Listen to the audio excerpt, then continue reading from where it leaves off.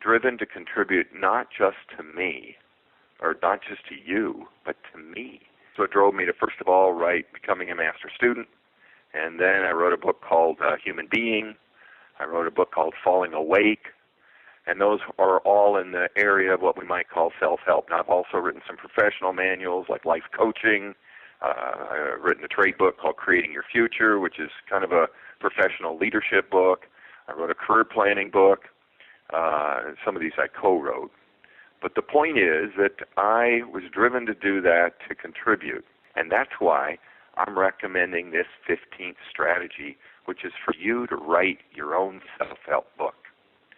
Create your own success strategies that you'll live by, your own owner's manual, your own 10 commandments, if that's not too sacrilegious. What I'm recommending is that you write your own constitution. Now, of course, you have to live by the law of the land, the United States. If you're in the United States, I think all of you on this call are today, you live by the Constitution and the laws of the United States. But I'm recommending, in addition to those, you write your own laws. And if you're part of the Christian church, for example, you probably live by the 10 commandments. But even if you are, I'm recommending you write some of your own commandments also. So you list your own values, you list your own strategies. It's like the Boy Scout rules. You know, if some of your boys, some of you were scouts, and it was on my honor, I will do my best to do my duty to God and my country, and to obey the scout law, to help other people at all times, and to keep myself physically strong, mentally awake, and morally straight. Wow. And then, not only was there that oath or promise, but then there was the Boy Scout law, which is to be trustworthy, loyal, helpful, friendly, courteous, kind, obedient, cheerful, thirsty, brave, clean, and reverent. And then there's the Boy Scout motto. So that, anyway, that's what I'm recommending you do, is you write your oath, your promise, your law, your motto, your slogan, your commandments, your creed. Now, I realize that some of you think, well, I'm not that good a writer. And, well, I said that too. As a matter of fact, after I got help writing the first edition of Becoming a Master Student, it didn't sell very well. We had to completely rewrite it. And I hired 4 writers to write it for me, because I just didn't believe I was a good writer. Finally, this 4th writer, who used to work for David Letterman, convinced me that it wasn't possible for someone else to write it, given what I wanted to write. And he also convinced me, because he'd read a bunch of stuff that I wrote, that I could write.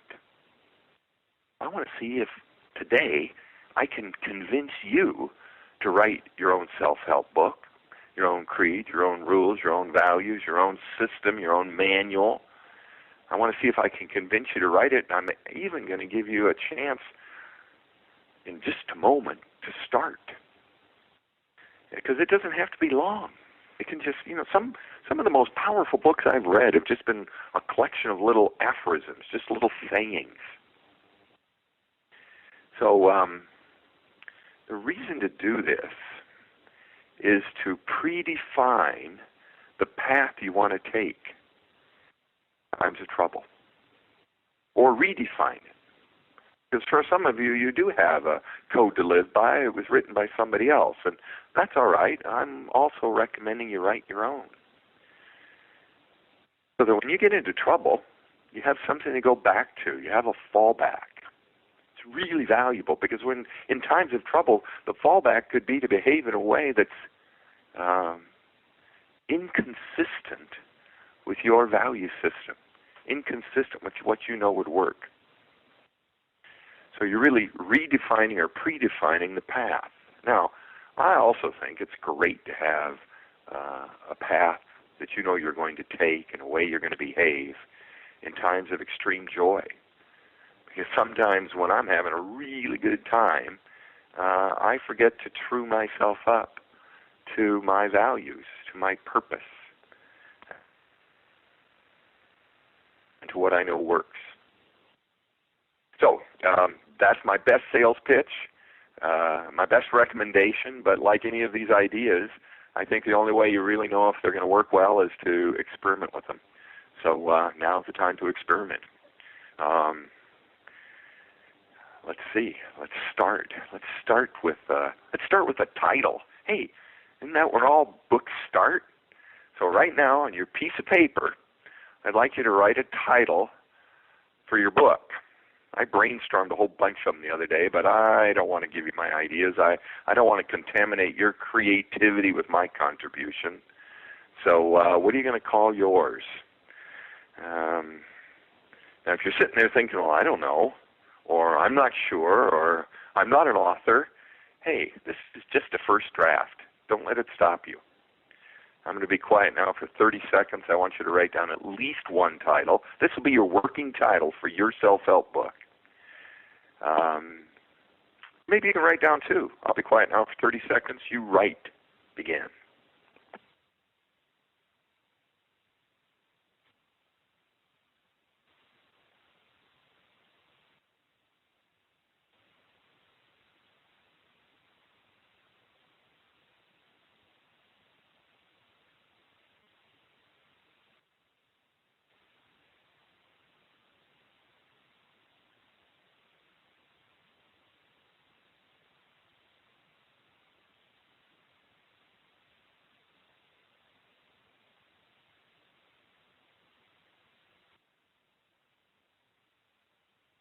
That was 30 seconds. Now I'd like to hear some of those titles. And remember, this is just your first blush. This doesn't have to be the final title. This is the working title. Please press 2 on your keypad. And we'll call on you. Just give me one, or even you can even give me 2 titles if you like. Go ahead, Bert. I have Full Throttle Living. Full Throttle Living. I love that one. All right. Yeah, that's all right. That's a good one. Somebody else. Give me another title. No matter what your title is, even if some of you, I guess, I'm thinking, put down the title, My Self-Help Book. But whatever you wrote, go ahead, Joanne. Joanne. Well, let's see, Joanne. Go ahead, Joanne. Can you hear me now? Yep. Be your own coach. Be your own coach. Yeah, absolutely. Good one. Thanks. And now to Barb Riley. Go ahead, Barb. Never-ending journey to wonder. Ooh, I like that one. Never-ending journey, and then to wonder. All right. Well, now, thank you all. And now you got a title. Now what I'd like you to do is start to list the audience. So you write down who you're directing this to. Now at the top of the list, I'd like you to write myself. Not Dave Ellis, of course. I mean yourself. Write down the word myself, or write down your name. That's your first audience. Now you're also the author, but I claim that just like me and every other self-help book author I've ever run into, I'm my first audience. And I probably learn more from my book than anybody else who reads it. But in addition to yourself, write down who else you're really going to think about when you write it. It's one of the reasons why I believe that becoming a master student was so successful is that I had a picture of my 4 sisters. I was just trying to remember if I ever told them this, but I'm sure I did.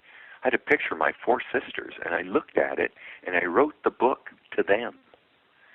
Partly because they were 2 of them were older and 2 of them were younger than me, and I didn't want to just write as if I were talking to younger people. I wanted to write as if I were talking to older people. Then when I wrote Falling Awake, I remember that our primary audience was middle-aged, ages 30 to 50-year-old women. That was the primary audience.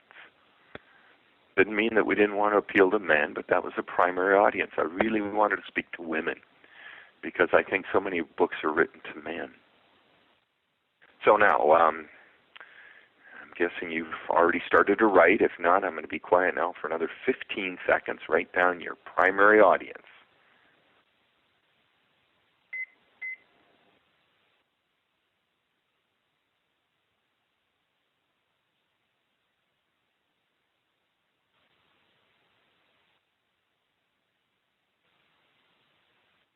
then press 2 on your keypad so I can call on a couple of you, just so we get a few more examples. Who's your primary audience for this book?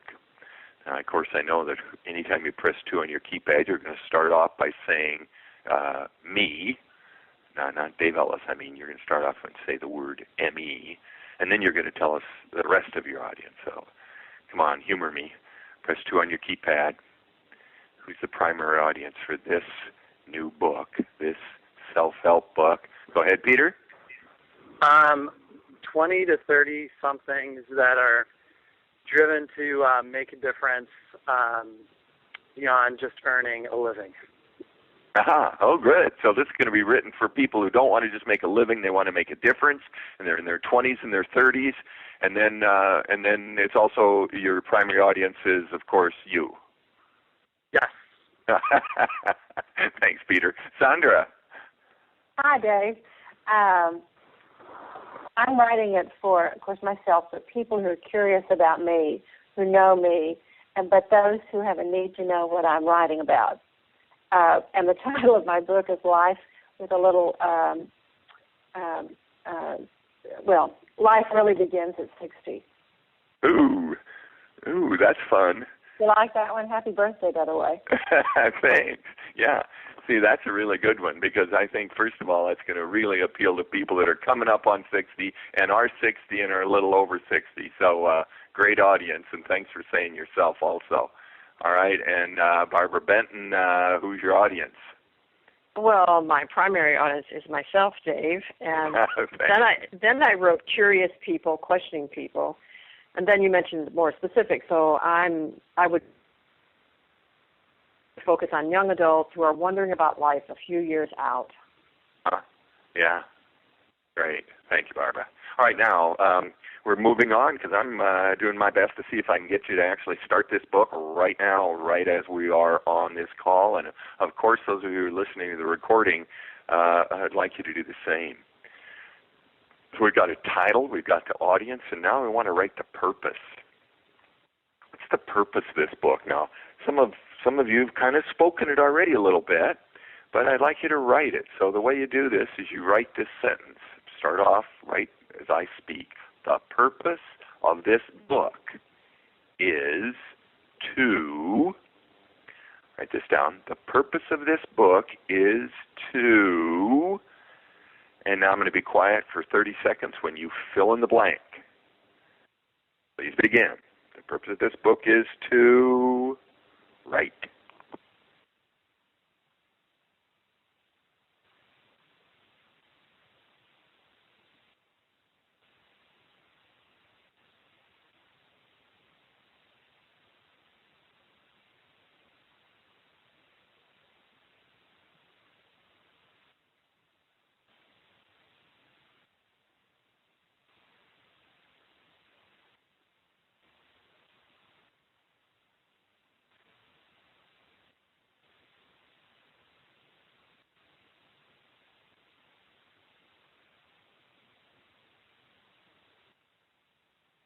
Well, just like before, I'd like to hear, I know purposes are a little longer, but so let's hear 2 of them.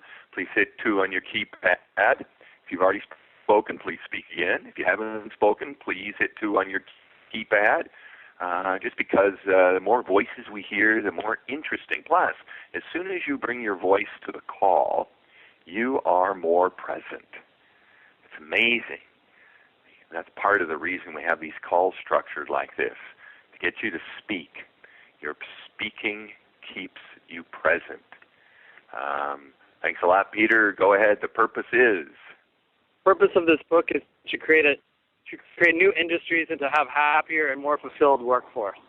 Ooh, that's fun. Thanks. Somebody else. What's the purpose of your book?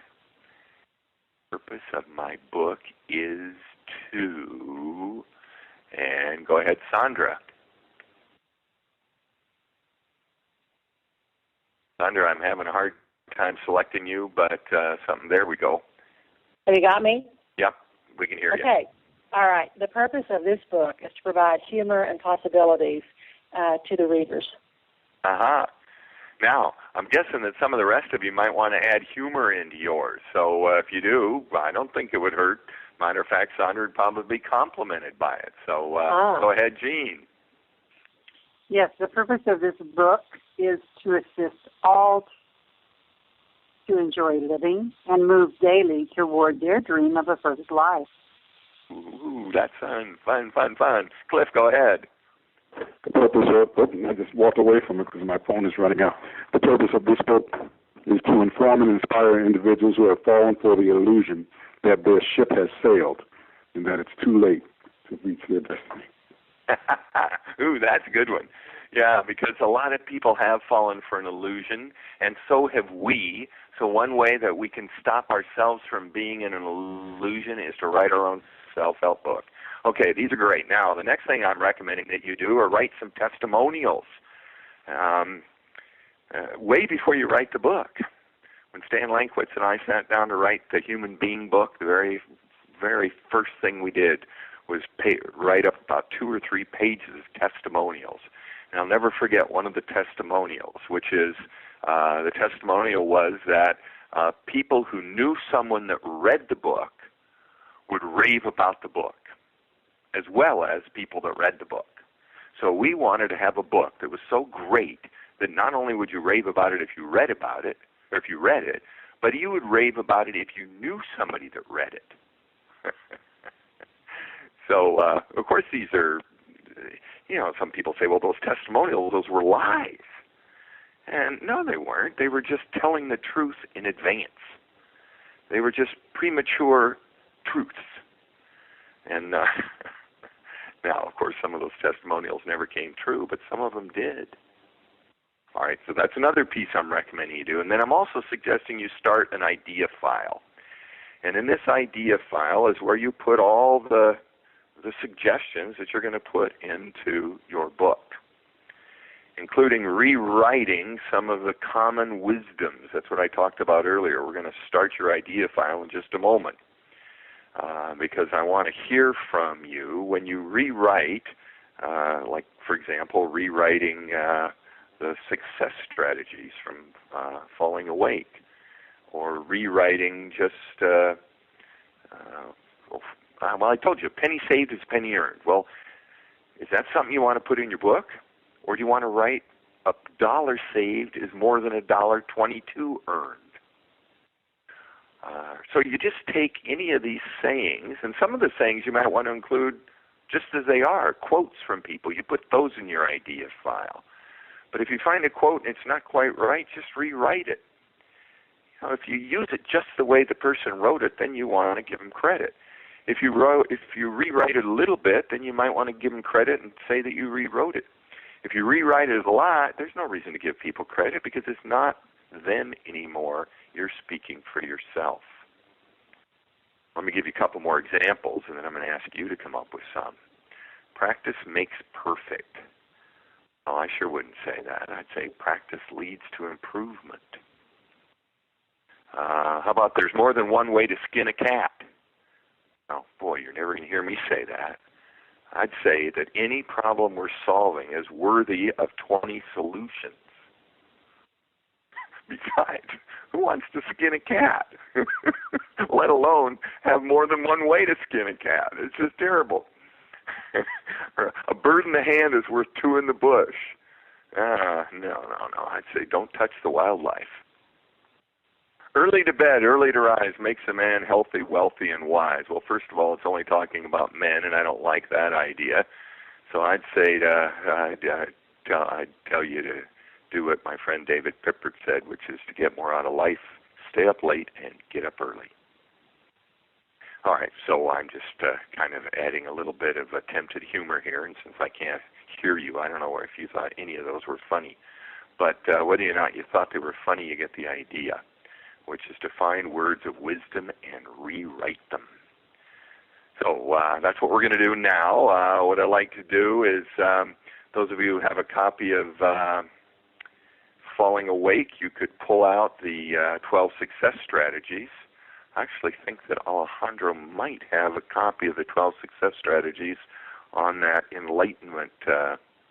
And now that's, anyway, we'll see if we can get the 12 success strategies up from Falling Awake. But whether or not they're up on the screen or you find them from your book, what I'd like you to do now, I'm going to give you a minute, is to take some of the either ideas from Falling Awake that you've heard, or take some of the just common pieces of wisdom and rewrite them in your own speaking. I'm going to give you an entire minute and a half to do this, and then I'm going to send you back to your group, because what I want your group to hear is how you've taken either a common wisdom or one of the 12 success strategies from Falling Awake, like determine what you want, or tell the truth, or listen fully, and rewritten them. So you get a minute and a half to start your rewriting process. That minute and a half begins now.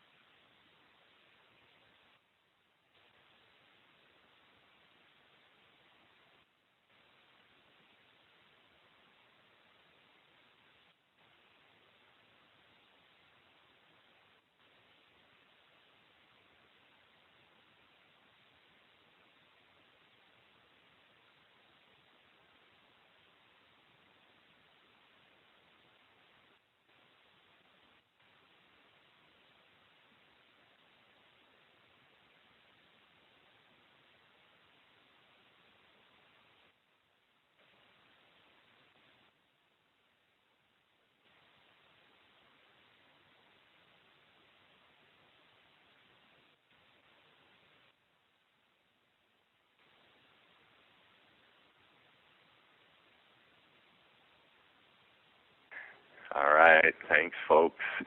Now, we've listed some of the success strategies up on the screen. After lighten your load is focus your awareness and listen fully. But now we're going to put you back into groups.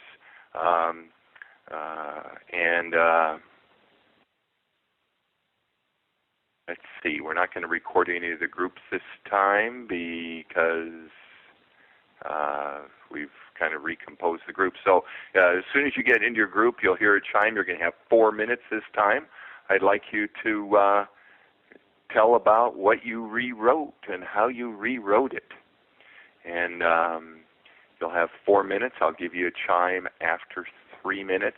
Whoever starts to talk first, you lead the group and you go first, because I hear that you're spending an awful lot of time saying, well, who's going to go first? So whoever speaks first, goes first, leads the group, shares the time. 4 minutes, begin.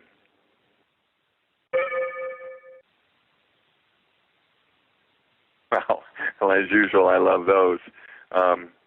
Celebrate became live in appreciation, which really for me, when I heard that, I thought, that actually speaks it better to me than celebrate, because that's really what I'm recommending people do, is live in appreciation.